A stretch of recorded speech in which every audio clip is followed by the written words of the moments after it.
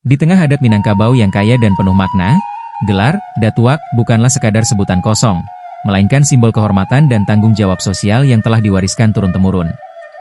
Gelar ini disandang oleh seseorang yang telah diangkat menjadi penghulu, yaitu pemimpin dalam suku dan kaum, yang perannya begitu vital dalam menjaga tatanan adat serta memayungi masyarakatnya. Di Minangkabau, dikenal pepatah, ketek banamo, gadang bagala, seorang anak diberi nama saat kecil, dan gelar saat dewasa. Inilah cerminan nilai luhur bahwa gelar bukan hanya formalitas, tapi mengandung harapan, makna, dan amanah.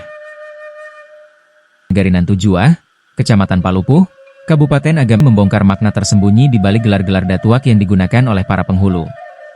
Masyarakat di sini menganut sistem kelarasan Bodi Caniago yang menjunjung tinggi prinsip musyawarah dan kesetaraan, di mana semua penghulu memiliki kedudukan yang sama, duduak samo randah, taga samo tinggi. Proses pemberian gelar dilakukan dengan pertimbangan yang matang melalui musyawarah keluarga besar, tidak sembarangan. Ketika seseorang ditunjuk menjadi Datuak, berarti ia telah dinilai layak secara moral, adat, dan tanggung jawab sosial oleh kaumnya. Secara etimologis, kata Datuak berasal dari bahasa Sanskerta yang berarti orang mulia. Di Minangkabau, gelar ini bukan hanya disematkan karena faktor keturunan, tetapi karena amanah yang diemban untuk memimpin dan menyelesaikan masalah dalam kaumnya. Seorang Datuak wajib menjadi penengah dalam konflik, penjaga keharmonisan, dan pelindung anak kemenakan.